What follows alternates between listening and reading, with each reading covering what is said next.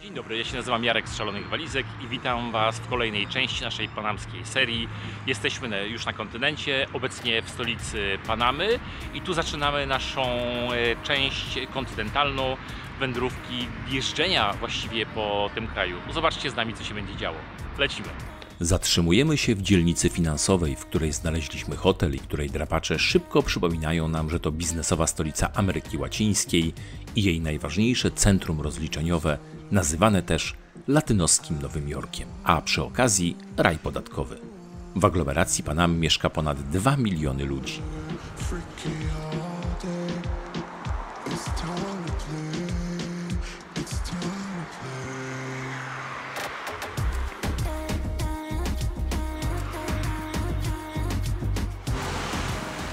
Kościół Elona Muska, tak? Każdy ma swojego Jezusa Chrystusa. Nie no, ale trzeba w coś wierzyć. Zobacz, trzeba w coś wierzyć, no. Tutaj ewidentnie Ktoś w Elona wierzy.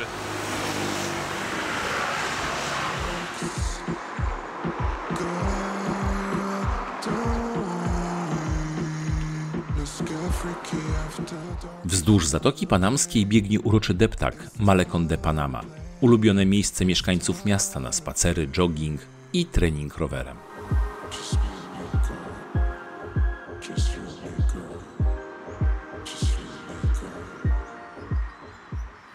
Ciekawy patent w kwestiach bezpieczeństwa, takie niebieskie słupki. Na nich jest kamera i jest mikrofon. Jak coś się dzieje niebezpiecznego, to można się pewnie połączyć z policją, dać znać, że potrzebujemy pomocy. Malecón de Panama łączy dzielnicę finansową z Casco Viejo, czyli historycznym Starym Miastem. Orange juice. No ale oranż to masz w domu, a mix to Agua de pipa no tiene. Ale takich oranżów nie mam. takich miksów też nie. To rysku. Chyba że to będzie orange juice jabłkowy.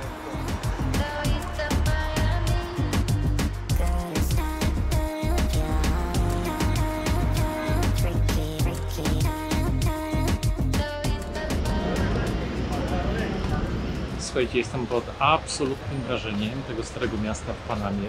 Jest bardzo zadbane, piękna architektura. Wszędzie są takie domy z bardzo charakterystycznymi balkonami. A na kawę mieliśmy Jak iść. Tobie się, Dorys, podoba to miejsce? Idziemy tam. Ja teraz zobaczyłam kawę i lody. Poprawić, No przepraszam, nie, już poprawić nie da się włosy. poprawić. Dorys, Nie przyklepuj mnie, proszę, jeszcze bardziej niż jestem przyklepana. Jak Ci się podoba? Jestem tak zmęczona. Nie no, podoba mi się bardzo, ale już jestem tak zmęczona, że ledwo żyję.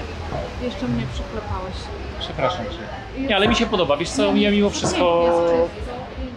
Ale ładne są te domy, takie naprawdę, słuchaj, nawet spójrz na to, spójrz na ten dom z tymi schodami. Schody przeciwpożarowe są genialne, no ślicznie.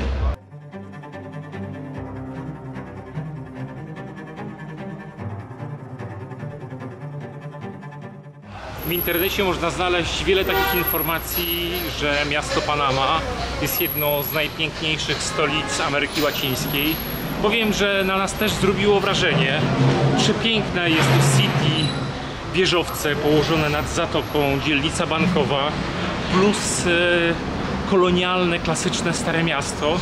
Naprawdę wygląda wow, ale po tym, gdy udało nam się poznać, nie powiem, że jakoś tam wyjątkowo dobrze, ale chociaż odrobinę liznęliśmy stolicy Meksyku, to można by było dyskutować, bo stolica Meksyku jest naprawdę przecudowna i też ta dzielnica bankowa, no jest tam kilka naprawdę pięknych miejsc, Roma, Centro, jest super. Nic nie ma co, to jest poczucie estetyki, poczucie gustu, jaki macie, co komu się podoba, ale tu jest naprawdę bardzo ładnie, śliczne miasto, czyste i też bezpieczne. Oczywiście są miejsca takie, gdzie lepiej nie wstępować i my, gdy przyjechaliśmy tutaj pierwszy raz, to policjant nam wieczorem powiedział: słuchajcie, idźcie do hotelu, tu jest niebezpiecznie, dajcie spokój. Nawet w okolicach Starego Miasta, po którym w tej chwili sobie spokojnie wędrujemy, gdy wyjdzie się kawałeczek dalej, są miejsca, które no Nie wyglądają dobrze, nie pachną najlepiej, no ale tak jest akurat w tej części świata. Natomiast tu jest ślicznie. A, i jeszcze jedna ciekawostka. Przed wyjazdem czytałem bloga Anity Demianowicz, Anita Travel. Dzięki za fajny wpis o Panamie i Anita napisała o tym, że bardzo lubi to miejsce, które jest nad morzem, ten taki deptak. I nie ukrywam, że nam się też bardzo spodobał i to chyba też jedno z ładniejszych miejsc, jakie tu jest w Panamie, więc szczególnie tam to miejsce polecamy. Nawet jak nie było słońca, tam było fajnie. Panamę założył w 1519 roku hiszpański gubernator Pedro Arias Vávila. 150 lat później pewien Walijczyk, znany jako Henry Morgan, ten od rumu, najechał i ograbił miasto. Ta część nazywana jest Starą Panamą, a obok założono nową. Stara, po której właśnie spacerujemy, jest najcenniejszą częścią miasta, ma najwięcej zabytków i nieprzypadkowo w całości znalazła się na liście Światowego Dziedzictwa UNESCO. Pospacerujcie po niej, wejdźcie na główny plac i zerknijcie na katedrę Santa Maria la Antigua.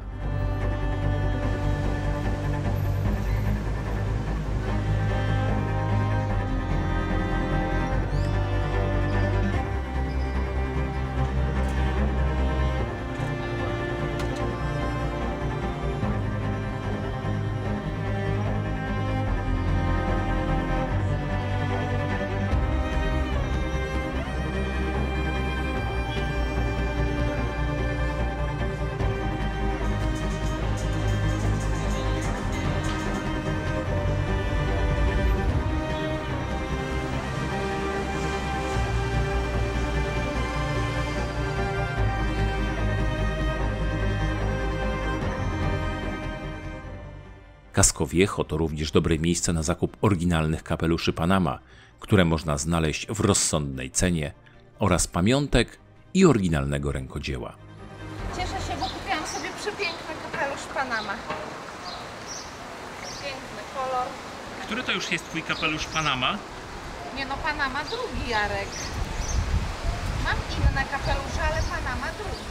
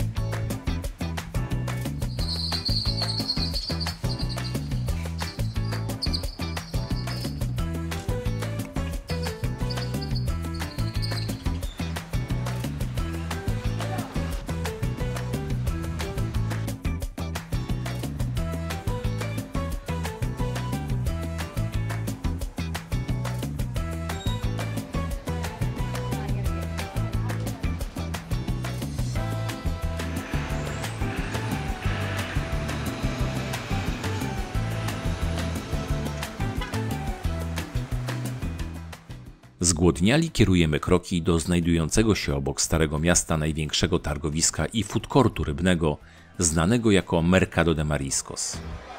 Mercado de Mariscos to taka lokalna hala koszyki, pełno budek z jedzeniem. Głównie ryby i owoce morza.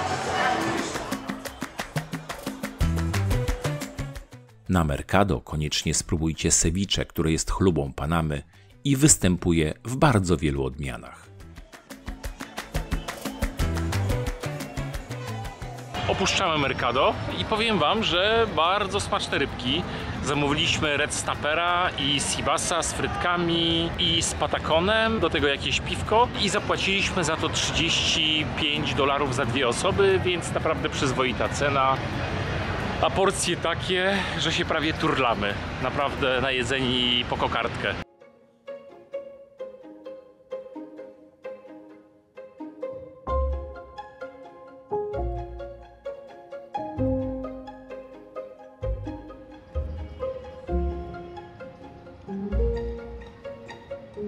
Zobaczcie, jak wyglądają statki w porcie podczas odpływu. Wygląda, jakby jakaś katastrofa przeszła. No po prostu jest niższy stan wody. Woda przyjdzie i wszystko będzie pływało.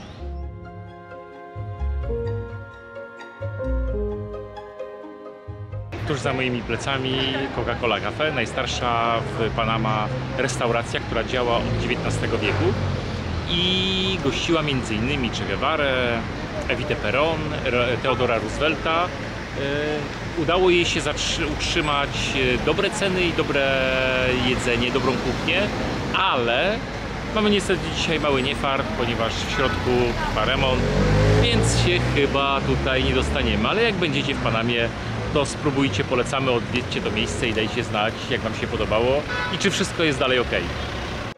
Coca-Cola Cafe jako jedyna na świecie może używać nazwy słynnego amerykańskiego koncernu, bo w czasach jej powstania nie obowiązywało prawo autorskie. Jest również na liście dziedzictwa UNESCO. Polecamy też tę uroczą Calle de los Sombreros, czyli ulicę Kapeluszy. Znajduje się w najdalej wysuniętej w stronę Zatoki Panamskiej części Starego Miasta. To kwintesencja Panamy i jeden z jej symboli.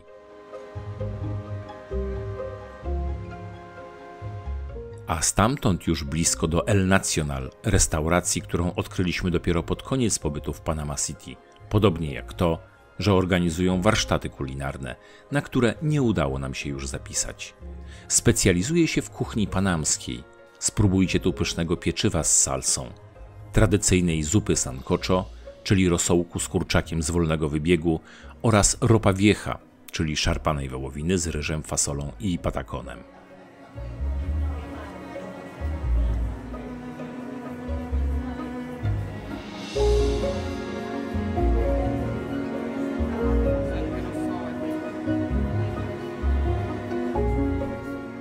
A po obiedzie warto wpaść do kultowej Pedro Mandinga, jednego z barów na szlaku rumów w Panamie, z którego miasto również słynie. Zmęczeni upałem w Panamie możecie poszukać schronienia, na przykład Ron Bar Mandingo. To jest jeden z takich barów z rumem, który znajduje się na szlaku rumowym. Panama słynie z dobrych rumów. Między innymi one pochodzą od kapitana Morgana, który kiedyś splądrował Panamę, a później się wyniósł, zrobił piękną recepturę na rum, który jest jednym ze słynniejszych rumów świata.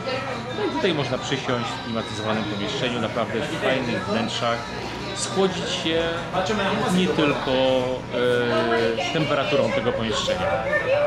Dawaj na mnie i oddać się rozkoszom tego wspaniałego.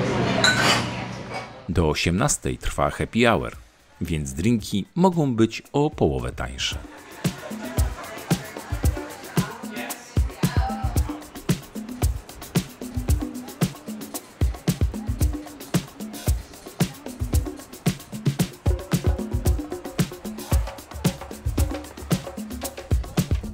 Na zachód słońca dobrze jest poszukać sobie knajpki z rooftopem, z którego można podziwiać panoramę miasta.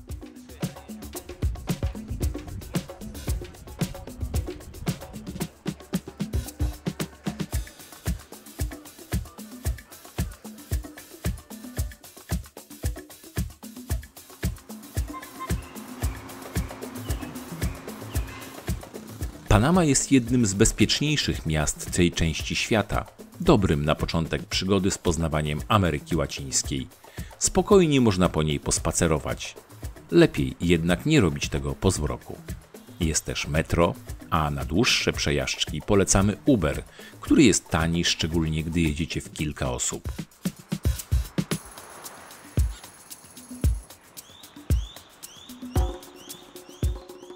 To dobra opcja, by dojechać do Muzeum Kanału Panamskiego znajdującego się przy śluzie Miraflores. Dotarliśmy do Muzeum Kanału Panamskiego, jednej z najważniejszych dróg wodnych świata i chyba też najważniejszego miejsca dla Panamy, ponieważ przychody z kanału stanowią 45% PKB kraju. I też co ciekawe, po uzyskaniu niepodległości przez Panamę w 1903 roku Stany Zjednoczone wydzierżawiły ten fragment, wybudowały kanał panamski, wydzierżawiły na 75 lat. Kanał wrócił w ręce Panamy dopiero w 1999 roku. Został rozbudowany, jest niesamowity. I tutaj obok muzeum jest zestaw ostatnich śluz przed wyjściem na Pacyfik, a w muzeum można też zobaczyć film w IMAXie w 3D, którego narratorem jest Morgan Freeman. Bilet wstępu 17,22 dla osób dorosłych, a dzieci w wieku od 6 do 12 lat 7,22. Dwa bilety, jeden za 10, drugi ten na pokaz filmu za 7,22. No ten za 10 to na wstęp, żeby pooglądać sobie kanał.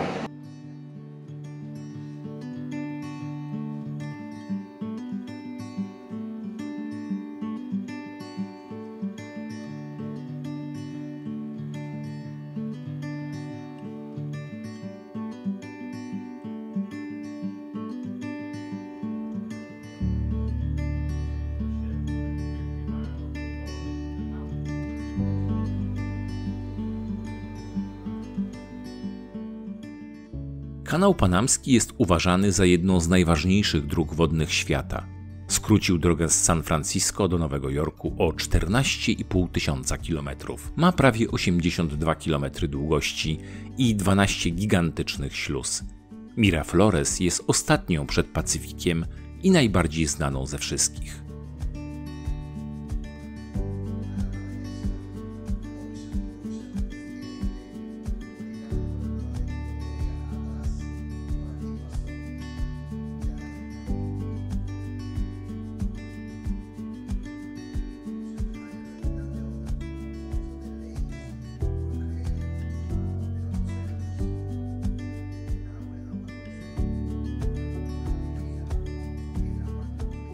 Przy śluzie jest platforma widokowa, z której można podziwiać przepływające statki.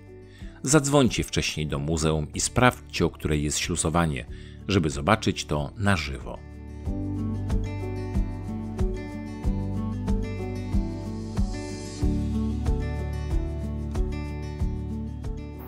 Wpadliśmy też na chwilę, no zobaczymy jaką chwilę, bo wybraliśmy taką dłuższą trasę do parku Metropolitano w Panamie.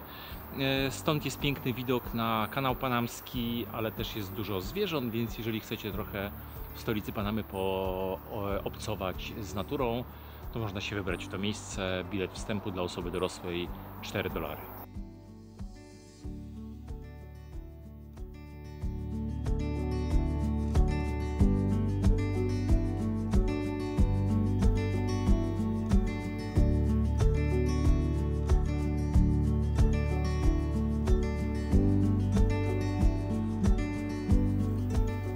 W parku Metropolitan kończymy nasz trip po stolicy Panamy. Zapraszamy do zostawienia suba i lajka pod filmem, bo w ten sposób pomożecie nam rozwijać ten kanał. W kolejnym odcinku zabierzemy Was na podróż po Panamie, trekkingi oraz do jednego z parków narodowych. Do zobaczenia.